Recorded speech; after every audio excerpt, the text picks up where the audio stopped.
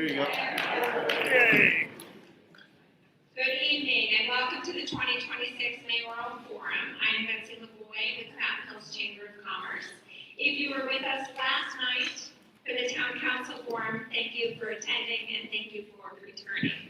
If this is your first evening and you want to see what you missed last night, we did live stream it, so you can go to the YouTube channel for Mountain Hills Chamber and you can check out the live stream. The live stream is not great audio, just to share with you. It is literally just a backup that we have. We have professional videography that is occurring that will be released within about 2 weeks after editing. So to have an instant video, we do have the live stream. We also have a live stream tonight, but just know it's not great audio. So I just wanted to share that with you so that you don't share with me that it's not great audio because I'm sorry, we do know. I'd like to welcome to the podium our immediate past chair, Michael Gant, to lead us in the Pledge of Allegiance.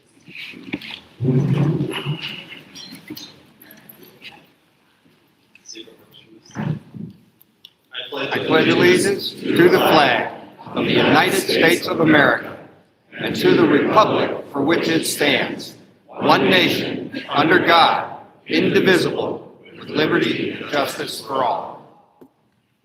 Thank you. If you were in attendance last night at the council forum, you heard from Madeline Phipps from SRP. We'd again like to thank Salt River Project for their continued support of this program. Thank you.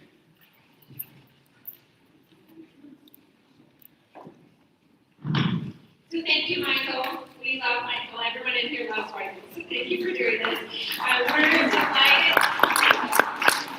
We're delighted to provide this opportunity for residents to get to know your candidates in a positive and informative candidate forum.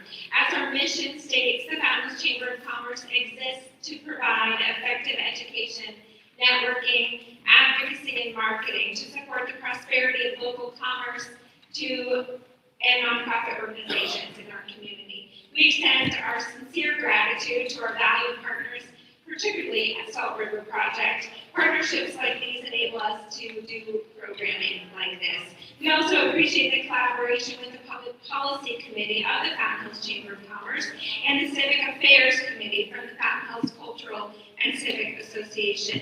As you all know, I love Mountain Hills. And the town of Mountain Hills for tonight's forum. Additionally, a big thank you to Pete Gallagher from Toastmasters for running the timing portion of tonight's I'd like to now introduce Jeff Yazada to speak. Jeff is currently serving on the FHCCA board as the chairperson for Civic Affairs Committee, as well as the chairperson for the Public Policy Committee for the Mountain Hills Chamber of Commerce. Welcome, Jeff, to the stage.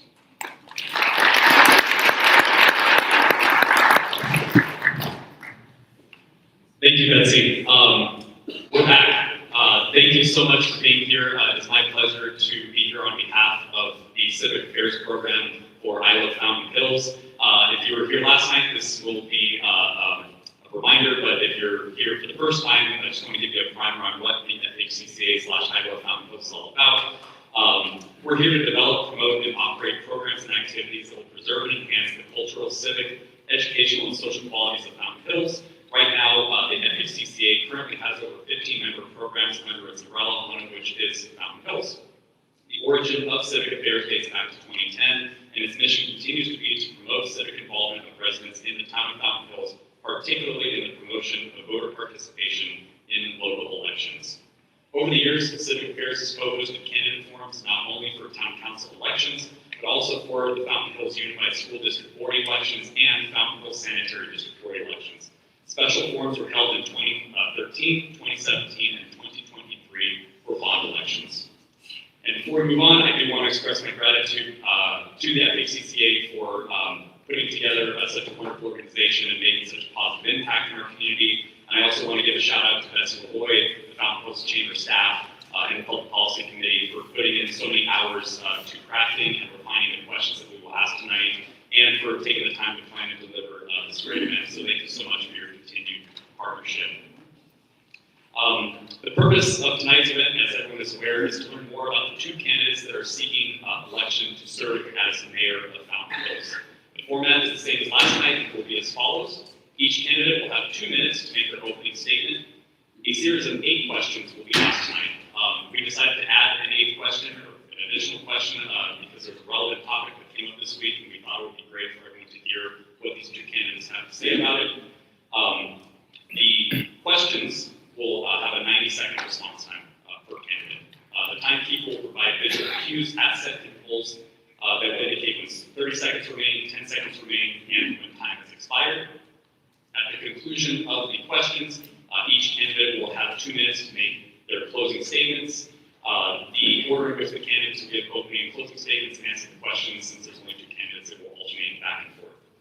Now, before we begin the forum, I want to remind everyone that the purpose of tonight's event is to hear what the candidates have to say and listen to them as it relates to leadership and how they would address any number of topics that are specific to town business. There will be no personal attacks. There will be no disruptive behavior. If that continues, we may have to clear the room. So please just be mindful of our neighbors and be respectful of the candidates while they are speaking. With that, I'm going to switch seats and we will get started with the opening remarks. Thank you so much, everyone, for being here.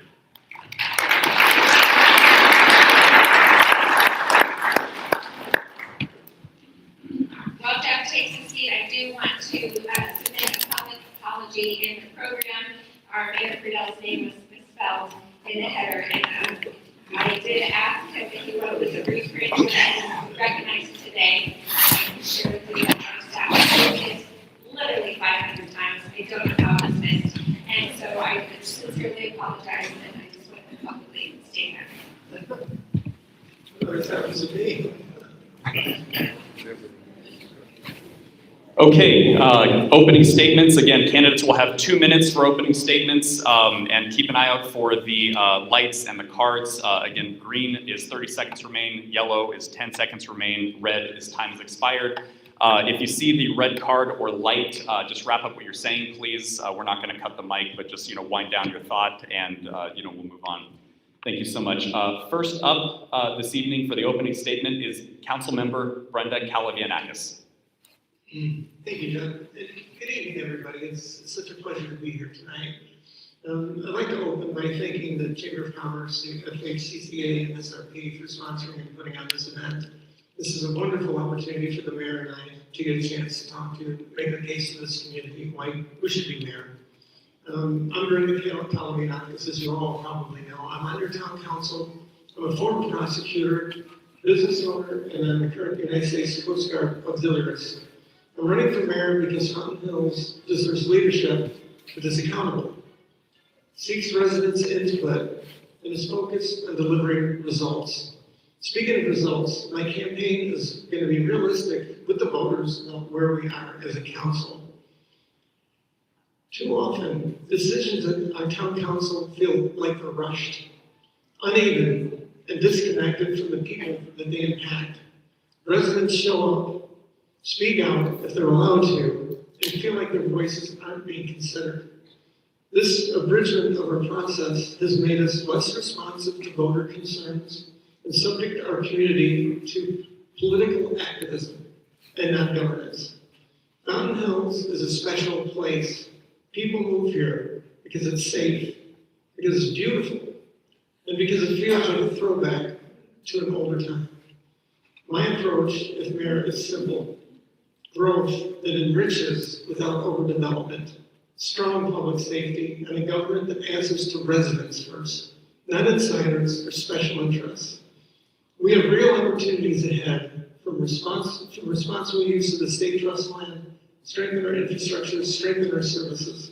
But it takes leadership that gets it right the first time, with the community fully involved and not cleaning up mistakes after the fact. I'm not running to manage the decline of this town or to maintain the status quo. I'm running to lead with integrity, with experience, and with a commitment to all the people that live in Fountain Hills. Thank you. Thank you.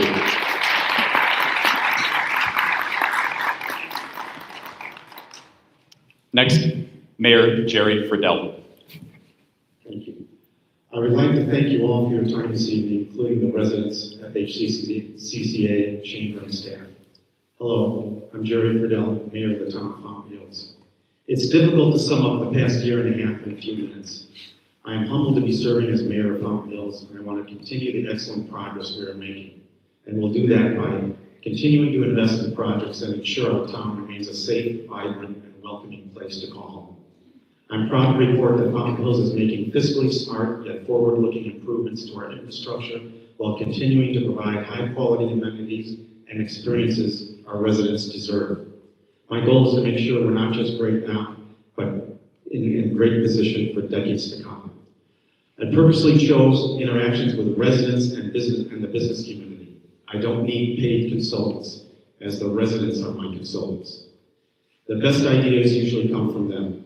I personally support our community by listening to and supporting clubs, service organizations, and the many events held throughout our community, because we are part of it too.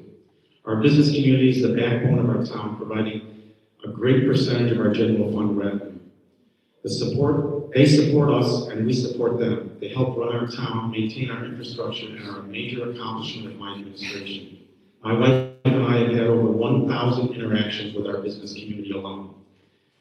We shop and dine locally. I hold a monthly coffee with the mayor so I can spend time with the community in person, answering questions and concerns.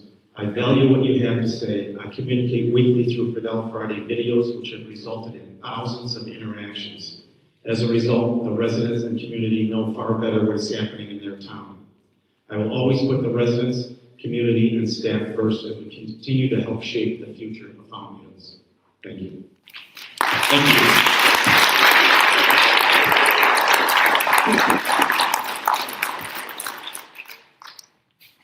Our first question, and candidates, Betsy will be handing out printed copies of the questions for your reference. Question number 1. The Town Council annexed 1,276 acres of state trust land into the town of Fountain Hills in 2006. Recently, there has been some interest by a national level builder in acquiring and developing this land. How important is developing this land as it relates to Fountain Hills reaching its full potential? If a developer were to move forward with acquiring the land, how would you work with them to ensure that the project is appropriate for Fountain Hills? First up, Mayor Jerry Friedel. So there's been a lot of talk about the state trust land in the north of the town. That 1,276 acres is important for us to gain population and also attract home buyers to our town. I see it as an entry point for a couple of things. If we get the right demographic in that state trust land that can afford to buy those homes up there, they'll bring, if it's a younger demographic, they'll help feed our school district as well. And if we can get a strategic employer in this town, we have housing up there that would be available. So that national builder, I think it would behoove the town to have that all platted ahead of time so that we know exactly what we're looking to do with that state trust land. It's important because the growth is there. We've had a lot of infill and construction recently around the town, and having that land properly platted and have it ready to go, we don't have the expertise inside the town to do that, but we might have to hire somebody to do that for the town. It would make the land more valuable, and then we would have a hand in exactly how that land is platted and how it's built out. So it's important for the town going forward, and it's going to happen at some point. Thank you. Thank you. Next, Councilmember Brenda Calavianakis. Thank you. Yeah, I'm really glad that we brought up the state trust land. This is an issue that is near and dear to my heart. I've been actually speaking with students at ASU that have this as their project, and I've seen their work, and it's amazing.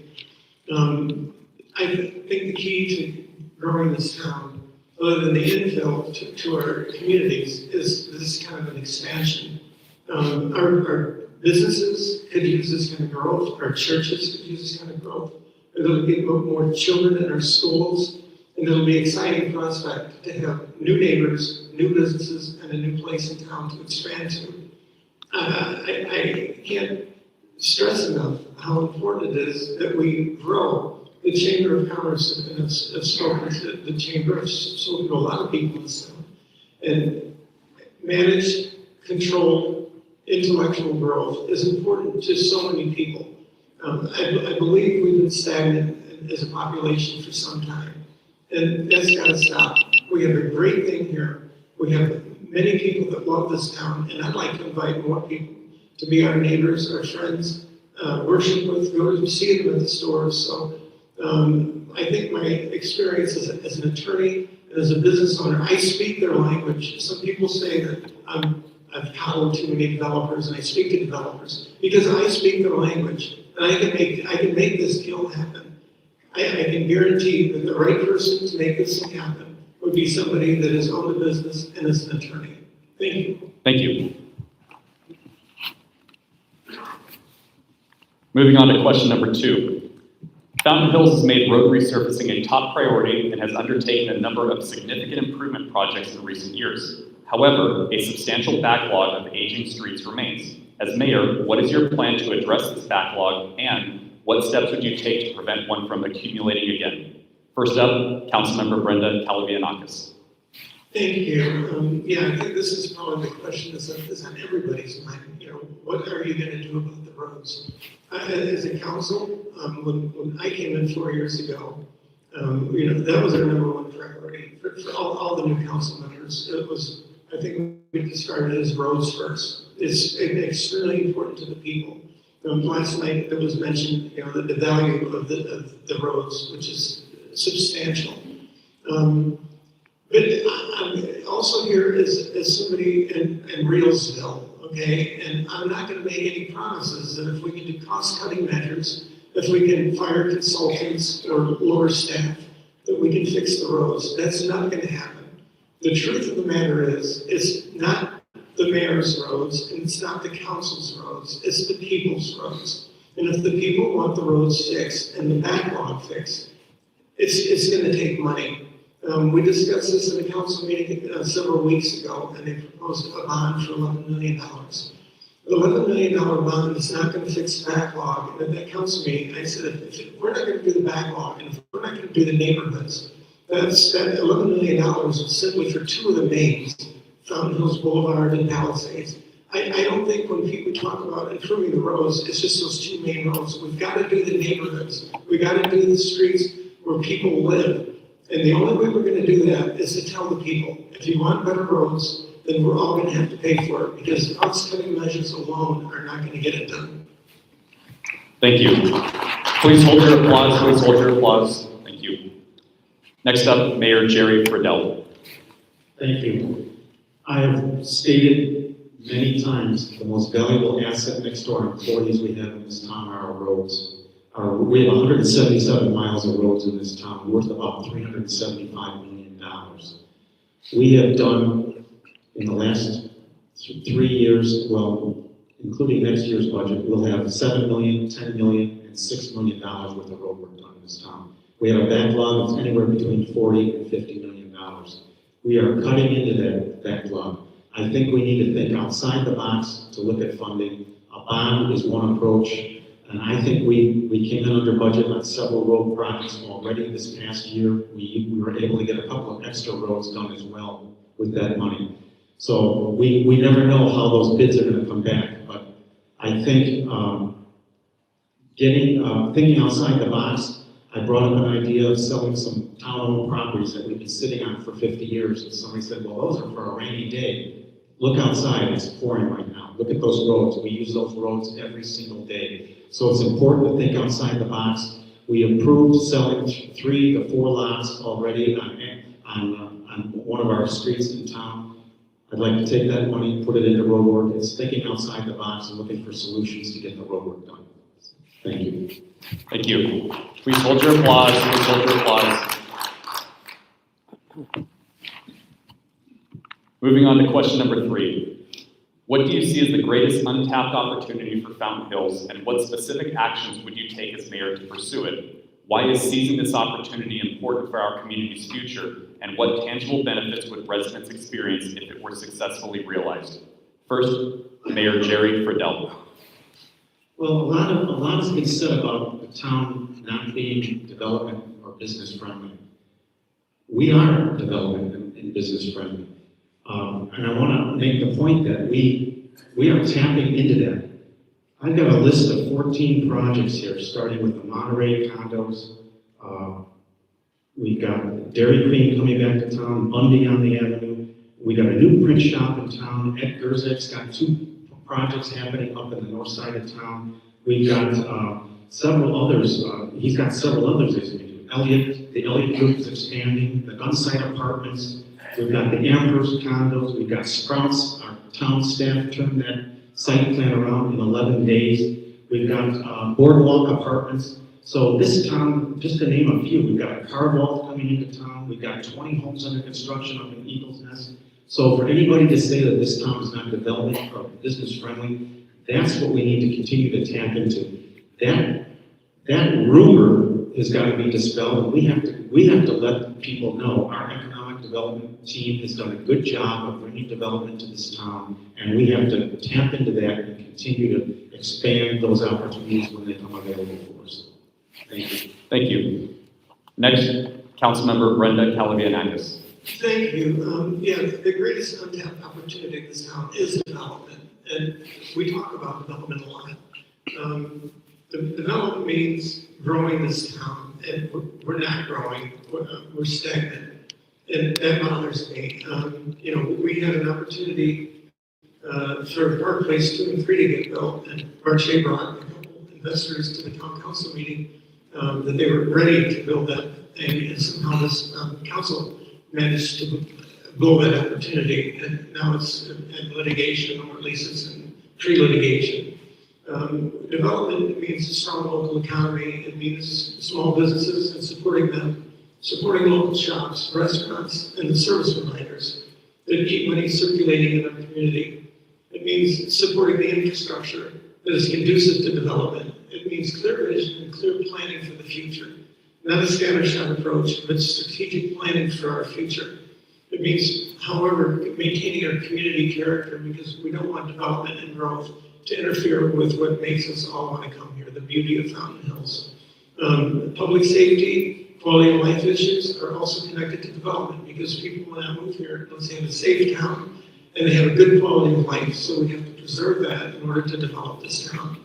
We need a housing balance. We do need to bring in some housing, some workplace housing, so people can live and work here. And again, that develops the town, that brings more revenue into town, that helps us build the roads. So thank you. Thank you. Moving on to question number 4.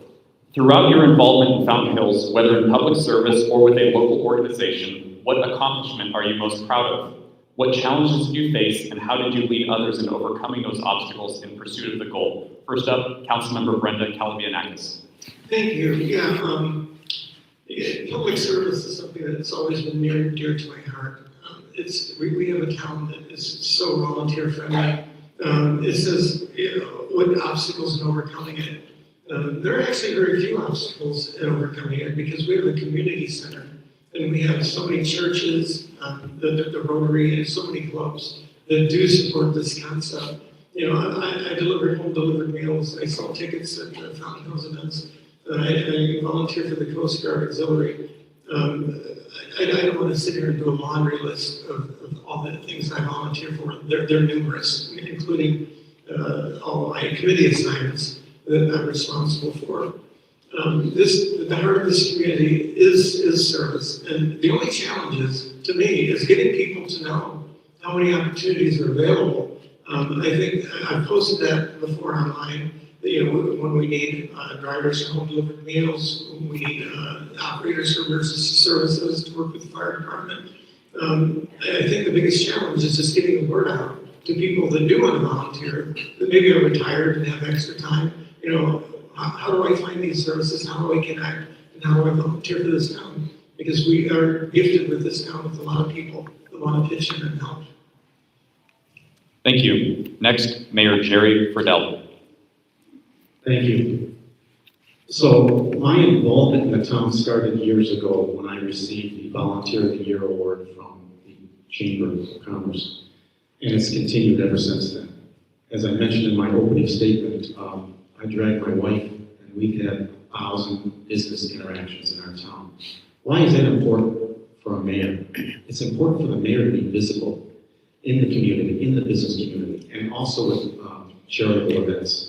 So I'm also a member of the Elks Lodge, and we do a lot of stuff for veterans. We collect school supplies for our school district. I also volunteered at the school district as well and helped support our district. I'm also a member of the Sons of the Post 58 and I'm involved in a lot of their organizational events as well. So I think it's important, and I always recognize our volunteers in this town because we couldn't do what we do as a town without our volunteers. They save the town hundreds of thousands of dollars each year by filling the gaps in service, as was mentioned, home delivered meals. And we put an awful lot of people through this community center, and we have a lot of volunteers that spend time here as well too. Thank you. Thank you.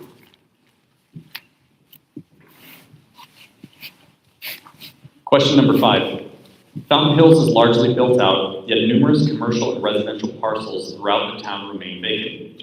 These properties represent significant development opportunities that could enhance our community, create jobs, and generate additional tax revenue.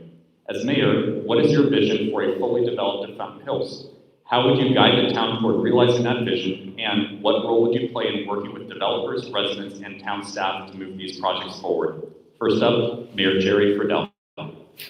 So one of the first things I did when I got elected mayor is I formed an economic development advisory committee. And we went to work right away reviewing our policies and procedures for permitting and other things to make it friendlier for our developers in this town. And we did make some changes. We got vacant parcels in town. I'm a big fan of mixed use on those vacant parcels because I think it's important that mixed use offers an entry point for people to live above where they work. The numbers that I know right now is that an employee that works in this town but doesn't live here, they spend about $145. We get tax revenue of about $145 a year. And it's proven if that employee lives in town in that entry level housing, if that's possible, is that quadruples. It's $522 a year per employee in tax revenue to the town. So I think that that's significant. Processing permits quickly, helping developers get things done. I just read off a list of all these developments. If you were to talk to most of those developers, they would say that the town is very easy to work with. I've heard from people in this town that have projects going in Scottsdale, and it's a nightmare in Scottsdale. So a good staff, they're very attentive, and we ironed out some of the wrinkles to help our development forward. Thank you. Next, Councilmember Brenda Calagianakis. Thank you. Yeah, I listened to the council debate last night and I'm listening to the mayor tonight, and I just simply have a different take on this. I do think that the town could be more business friendly. We do have a reputation amongst a lot of the state stakeholders. Fountain Hills is not the place to go.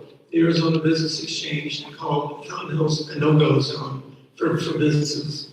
If Mark Shaver in the room tonight, I'd like to get his opinions on our developmental services and whether they're helping people build buildings.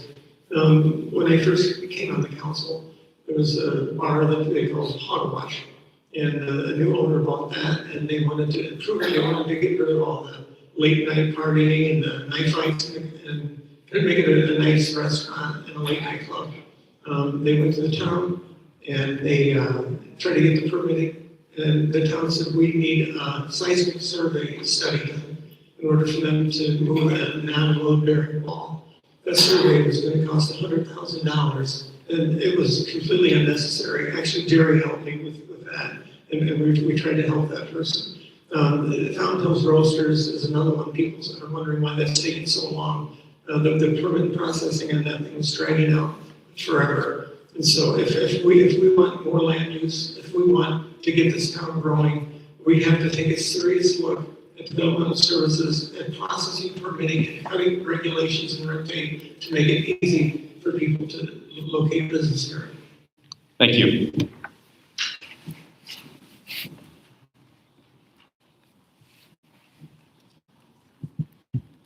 Question number 6. Fountain Hills is known for its excellent quality of life. It is one of the safest towns in Arizona, if not the country, and has award-winning parks as well as other great amenities. As you look ahead, how do you envision the town's budget? How would you balance funding the need-to-have priorities with the nice-to-have amenities? And and services that would further enhance our community. First up, Councilmember Brenda Calabianakis. Yes, thank you. Again, once again, a really good question because with the emphasis on the roads, which are in dire need of attention, we do also have a commitment to parks, infrastructure, and other important items that make a town livable. I've always said you can have perfect roads in a town, but if you don't have amenities, a good infrastructure, and all the things that attracts people to live here, it's not worth anything. And so what we have to do is get an identity of trying to bring people here, trying to bring people to this town, and to the want-to-have projects, a lot of them are things that are community-oriented, the arts and the crafts and the statuary. And what we have to do is put in some want-to-haves, but with the emphasis on the need-to-haves, again, because infrastructure, roads are the things that the people keep telling us we need, but that can't be at the expense of want-to-have things either. Thank you. Next up, Mayor Jerry Friedel. We've all heard about need to have versus nice to have. We have major projects ahead of us with road work, and where are we going to get the funding to do that? And where are we going to get funding to do the parks? It's a delicate balance. We have a very efficient town here. Let me throw some numbers at you. We spend per person in this town about $2,000 to bring our governmental services to those people each year, compared to Scottsdale, which is $9,000 a person. And Mesa and Paradise Valley, they're around $5,000 a person. Towns about our size, Apache Junction and Bel Mirage, they're $3,300 a person. We are a very efficient town. We can do both things at the same time.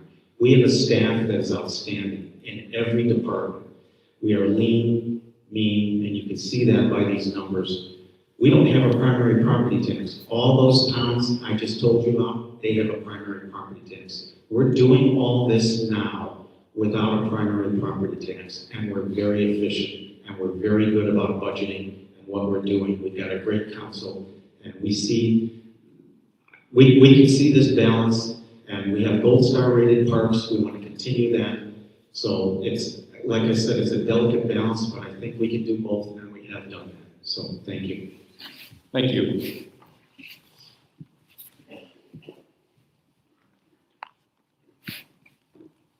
Question number 7. Earlier this week, the town of Fountain Hills gave notice to the River of Time Museum of its intention to proceed with the non-renewal of their current lease agreement effective December 31st, 2026. The non-renewal was based on the provisions set forth by Arizona's gift clause, which governs the use of public resources by private entities. The museum has been part of our community for 25 years, and many residents are hopeful a fair and equitable agreement that satisfies the gift clause can be reached before the end of the year. As a current member of the town council, do you see an opportunity to continue negotiation? If so, what would a successful outcome look like for both the town and the museum? First up, Mayor Jerry Friedel. I always believe there's an option. Get people together and get it hammered out. There's always a place for the museum. We don't want to close the museum. I think that there will be some work done, and we'll meet in the middle and we'll figure this out. We do not want to close the museum. However, 25 years is a long time to be in town. There's work that needs to be done on both sides. We need the museum to be more in the public eye. They need to do a little more fundraising and other projects that will highlight their value and monetize that so that we can meet the gift clause rules that are out there. So the gift clause has been around a long time, but it's come to light recently. Some towns have been sued because they're giving away public property or benefits. There's a way to work this out, and I'm hopeful that with the time remaining that we're able to reach an agreement and keep the museum here and meet in the middle, and the town will be happy, and the museum will be happy, and we'll just continue along our way. But we have to have a plan. We have to execute to get there. Thank you. Thank you. Next, Councilmember Brenda Calabianakis. Thank you. This goes right back into my opening statement about managing the decline of this town or the status quo. When I heard that this museum got a letter that they were going to be shut down and all those exhibits were going to be thrown in the dumpster, I was brokenhearted. I wrote a letter to the editor months ago when I heard when this was going to happen. And I implored the council, and you can go back and read the letter to the editor, we have to come up with creative solutions to save this treasure. So many people want to save this, including State Senator John Kavanaugh and his wife Linda Kavanaugh. There are so many people who want to find a way, and we have to find a way. Now, I know our guidance has been that the gift clause is an impediment to this, but you know what? I'm a lawyer, and I know there's two sides that you can argue on every legal issue. That's why the nation is full of appeals courts and Supreme Courts, because people disagree on the law. You know, what I would suggest is we've hired lawyers for telecommunications, we've hired lawyers for other things. Maybe we get another lawyer to take a fresh set of eyes and to tell us, can you find a way to get around this gift clause to show that this facility gives so much back to the community and will justify a gift clause waiver? I know that right now, this is something that can be argued. I've looked into it. I think there's ways to go forward. But shuttering it down, this exhibit in this museum is going the wrong way. Thank you.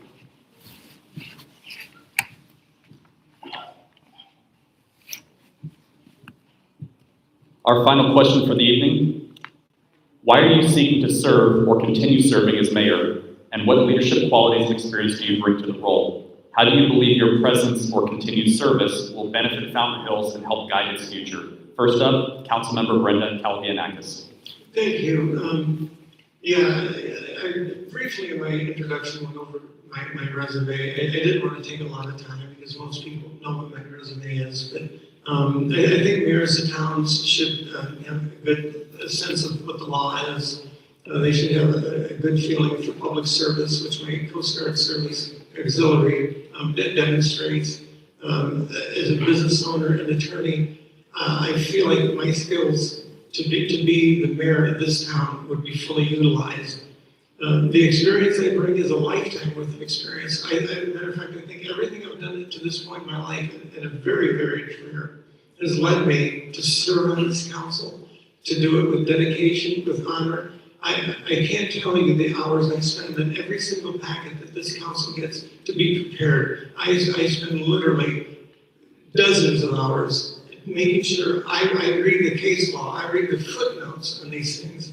The reason I want to be the mayor is I think that this community has developed a bad reputation for being a divisive place, for being a place that people don't want to go to. I've talked to people and they said, you know, we were considering Fountain Hills, but we saw signs coming into your town and felt we weren't welcome here.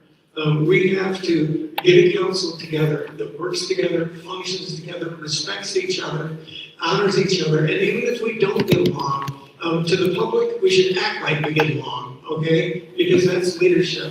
And if we act like we get along, even if we don't, it'll inspire people to say we have a fully functioning town council. And I want to move there. Thank you. Thank you. Next up, Mayor Jerry Friedel. Thank you. I think strong, stable, consistent leadership is important. I think I've demonstrated that in the past.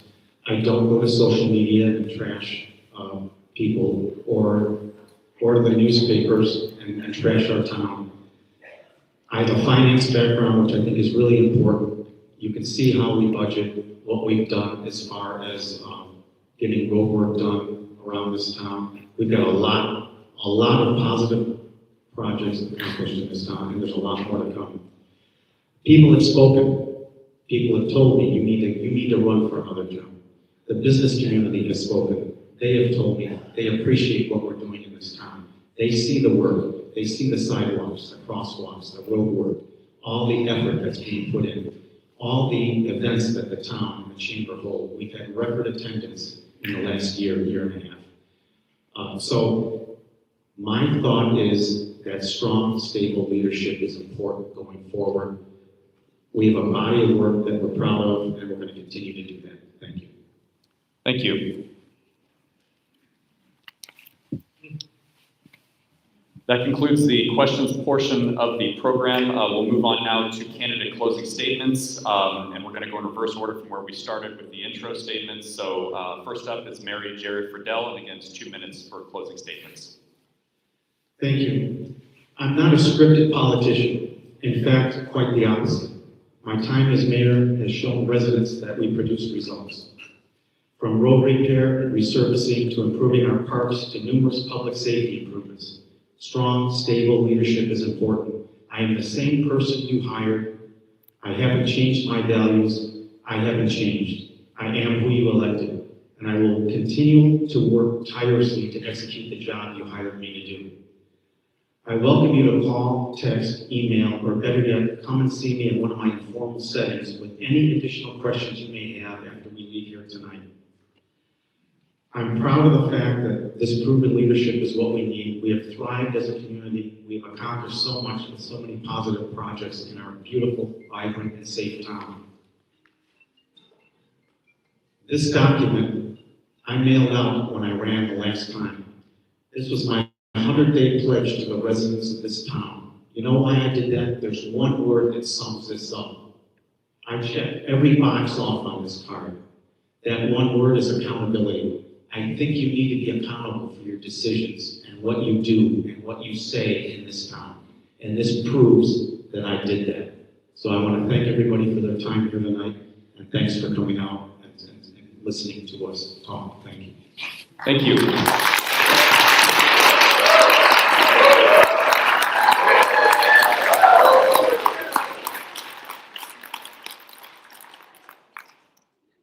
Next up, Councilmember Brenda Calavianakis.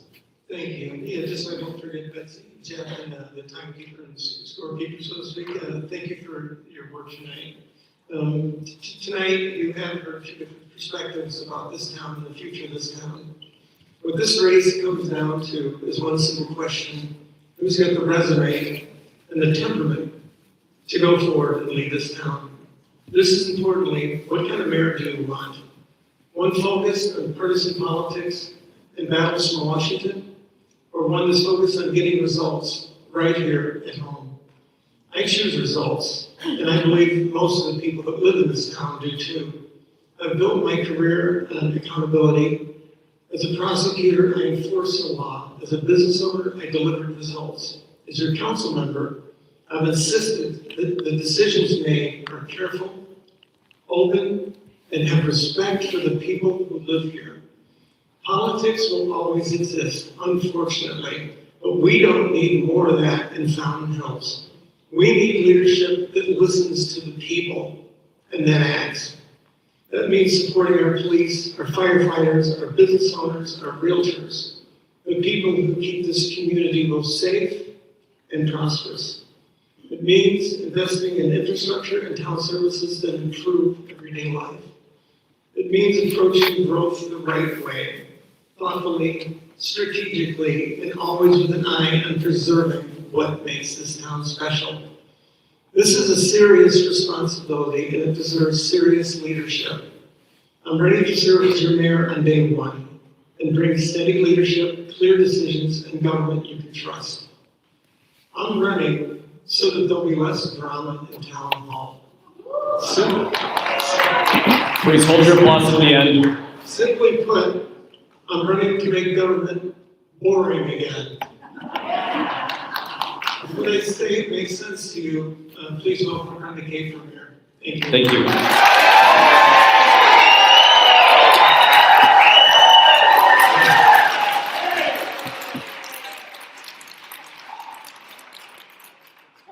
Okay, that concludes our candidate forum for our mayoral candidates. I want to thank both candidates for participating tonight. Let's give both of them one last round of applause. Thank you so much.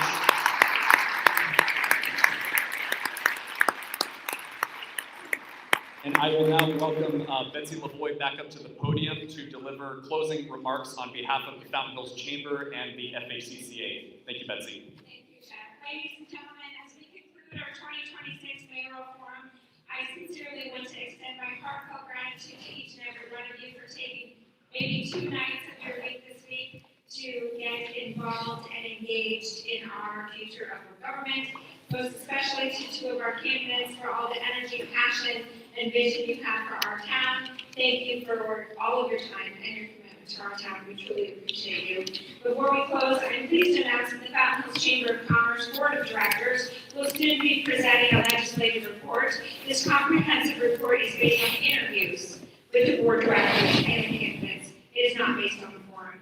This report will be published online and it will review key issues within the scope of our chamber's work with valuable insights and information for our community. This report will be issued at the State of the Chamber breakfast.